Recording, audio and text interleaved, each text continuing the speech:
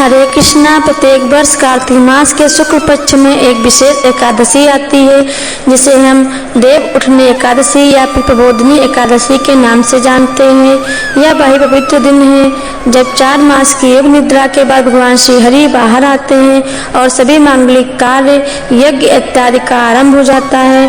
इस दिन कई स्थानों पर भगवान श्री शालिग्राम का तुलसी देवी जी के साथ विवाह भी करवाया जाता है जिसे हम तुलसी विवाह कहते हैं। तो चलिए आज के इस वीडियो में देखते हैं कि इस बार देव उठनी प्रबोधिनी एकादशी कब आ रही है, इस दिन के शुभ मुहूर्त कौन से हैं और अगले दिन पारण करने का समय क्या है। मत्स्य और भविष्य पुराण में कहा गया है, एकादश याम निराहार यो भूते द्वादश दिने शुक्ले वा कृष्ण तद्व्रतम वैष्णव महत। अर्थात एकादशी के दिन निराहार रहकर जो द्वादशी के दिन भोजन करते हैं, शुक्ल पक्ष हो चाहे कृष्ण पक्ष हो, तो ऐसा व्रत विष्णु भगवान को अत्यंत प्रिय है।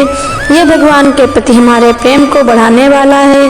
हमारे सभी शास्त्रों में भी वर्णन आता है कि एकादशी व्रत अवश्य करना चाहिए जिससे भगवान श्री कृष्ण के प्रति हमारे प्रेम और शरणागति का मार्ग प्रबल बनता है। जो भी मनुष्य भगवान श्री हरि विष्णु के दिन आने पर अपनी इंद्रियों को बस में करते हुए उपवास करके भगवान मधुसूदन की पूजा करता है, उनके पवित्र नामों का जप करता है, वह अपने समस्त पापों को धोकर बहा देता है। और इस बार की एकादशी तो वैसे भी विशेष है क्योंकि इस बार जो एकादशी तिथि आ रही है वो है देव उठनी एकादशी। इसी दिन चतुर्मास की पूर्णाहुति होती है। आषाढ़ शुक्ल पक्ष में आने वाली एकादशी के दिन शंखासुर नामक दैत्य का वध करके भगवान श्री हरि विष्णु 4 मास तक क्षीर समुद्र में शयन करते हैं और कार्तिक मास के शुक्ल पक्ष की एकादशी को ही जागते हैं। इसके साथ ही इसी दिन से भीष्म पंचक की शुरुआत भी होती है जो एकादशी से शुरू होकर परम पावन कार्तिक मास की पूर्णिमा के दिन पूरा होता है। इतना ही नहीं, यह एकादशी के दिन तुलसी देवी का विवाह शालिग्राम के साथ भी करवाया जाता है, यानी तुलसी विवाह का शुभ अवसर भी इसी दिन से आरंभ हो जाता है। इस एकादशी को उत्थान एकादशी, प्रबोधिनी या हरि प्रबोधिनी एकादशी के नाम से भी जाना जाता है। तो चलिए जान लेते हैं कि यह परम पावन पूर्ण फल प्रदायिनी देव उठनी एकादशी इस वर्ष कब आ रही है। इस बार 2024 में कार्तिक मास के शुक्ल पक्ष की देव उठनी एकादशी आ रही है। 12 नवंबर 2024 मंगलवार के दिन एकादशी तिथि की शुरुआत होगी।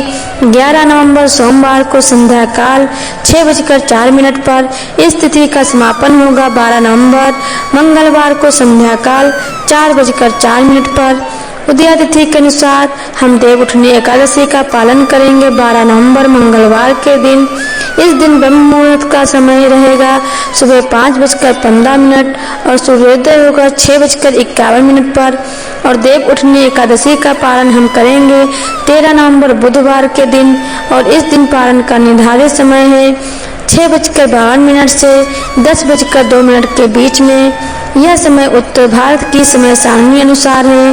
भारत के अन्य स्थानों पर भी एकादशी तिथि इस बार 12 नवंबर को ही मनाई जा रही है, लेकिन पारण समय में कुछ मिनटों का फर्क हो सकता है। लेकिन अगर इसी समय के बीच में आप पारण कर लेते हैं तो आप चाहे भारत के किसी भी स्थान पर हों, आपका पारण सही समय पर हो जाएगा। हमारे शास्त्रों में बताया गया है कि एकादशी नामक अग्नि से पाप रूपी ईंधन 100 वर्षों से संचित हो तो भी शीघ्र ही भस्म हो जाता है।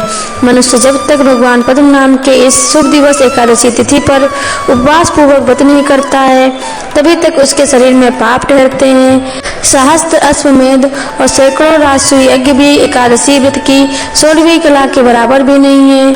एकादशी यानी कि 11 इंद्रियों द्वारा जो आप पाप किए जाते हैं वे सभी एकादशी के उपवास से नष्ट हो जाते हैं। अगर किसी दूसरे बहाने से भी एकादशी का उपवास किया जाए तो वह यमराज का दर्शन नहीं होने देती। एकादशी से अधिक पवित्र न गंगा है, न गया, न काशी है और न पुष्कर।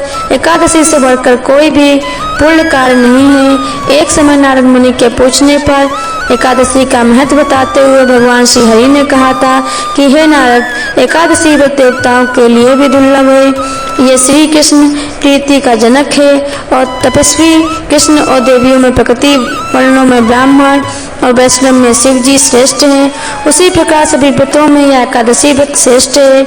इस बार की देव उठनी एकादशी भी ऐसी पवित्र और विशेष है क्योंकि इस दिन भगवान श्री हरि 4 मास की योग निद्रा से बाहर आते हैं, इसलिए सभी जगह उत्सव का आयोजन किया जाता है। इस दिन हमें अधिक से अधिक भगवान श्री कृष्ण के महामंत्र यानी हरे कृष्ण कृष्ण कृष्ण हरे हरे, हरे राम राम राम हरे हरे इसका जाप करना चाहिए। इस दिन हमें प्रातः काल ब्रह्म मुहूर्त में जागकर भगवान श्री हरि की मंगला आरती करनी चाहिए और भगवान को भी जगाना चाहिए। इनके नियमों के अनुसार हम चतुर्मास का पालन आषाढ़ी पूर्णिमा से कार्तिक पूर्णिमा तक करते हैं, इसलिए इनमें तुलसी विवाह का प्रसंग भी कार्तिक पूर्णिमा के दिन मनाया जाता है। सामान्य रूप से तुलसी विवाह देव उठनी एकादशी से लेकर कार्तिक पूर्णिमा तक बीच में किसी भी दिन मनाया जा सकता है, क्योंकि यह एकादशी कार्तिक मास के पावन समय में आ रही है। इसलिए एकादशी के दिन हमें अधिक से अधिक मात्रा में भगवान श्री हरि की सेवा पूजा और उनके नाम का जप करना चाहिए। कार्तिक मास में किया गया दान, तप, जप, स्नान और पुण्य हमारे आध्यात्मिक जीवन में प्रगति प्रदान करता है और परम आध्यात्मिक गंतव्य की प्राप्ति करवाता है। तो जरा सोचिए कि जो एकादशी स्वयं पूर्ण फल प्रदायिनी है और अगर ऐसी एकादशी कार्तिक मास में आती है तो उसका पूर्ण फल हमें कितना अधिक गुना प्राप्त हो सकता है। तो इसलिए देव उठनी एकादशी के दिन हम जो भी भगवान श्री हरि की प्रसन्नता के लिए करते हैं उसका हमें हजारों गुना फल प्राप्त होता है और सबसे बढ़कर भगवान हम पर अधिक प्रसन्न होते हैं। और यह पूर्ण फल तो हमारे सिर्फ इस जन्म में ही नहीं अपितु चिरकाल तक हमारे साथ रहते हैं। तो इस विशेष एकादशी के दिन हमें उपवास करके भगवान श्री हरि के निमित्त अधिक से अधिक श्रवण कीर्तन और जप करना चाहिए। इसी में अपना अधिक से अधिक समय व्यतीत करना चाहिए। विशेषकर इस दिन तुलसी देवी की सेवा पूजा और आराधना भी करनी चाहिए। तुलसी देवी के समक्ष बैठकर हरे कृष्ण महामंत्र का अधिक से अधिक जप करना चाहिए और इसी फल के प्रभाव से हम अपने आध्यात्मिक जीवन में प्रगति कर सकते हैं और भगवान श्री कृष्ण की शरण प्राप्त कर सकते हैं। दोस्तों, अगर आपको हमारी यह जानकारी पसंद आई है तो ऐसी ही और जानकारी और व्रत कथाएं सुनने के लिए हमारे चैनल को सब्सक्राइब जरूर करें। धन्यवाद।